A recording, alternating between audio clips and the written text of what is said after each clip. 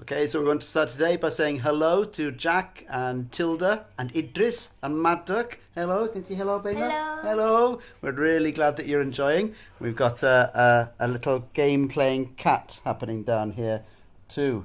He's trying to stab my arm as I try to talk to you. So we want to get on now with some Welsh. What are we doing now? We want the Welsh for now. The Welsh for now is rŵan. Rŵan. Or if you're down in the south, you might find yourself saying nawr. Nawr, but either is okay. So we're going to go with rŵan because we're up here just outside Caernarfon.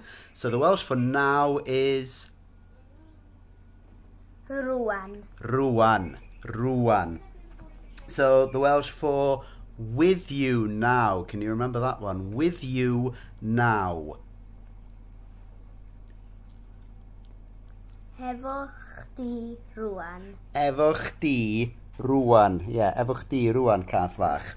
The Welsh for Welsh now is Cymraeg rŵan. Cymraeg rŵan. Cymraeg rŵan. Da iawn ti. Right, beth sy'n nesa? Okay, the Welsh for I want now is Dwi isio rŵan. Dwi isio rŵan. Ow, ow, ow, ow. Cat is attacking me. Ow. Oh, look, he's attacking me.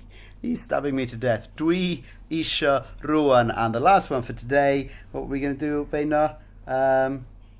It was, can you see it just down there? It's just written down there, isn't it? Ah, yes. I want to speak now. I want somebody to take this cat away now. Take the cat away. Yeah, don't look innocent. I want to speak now.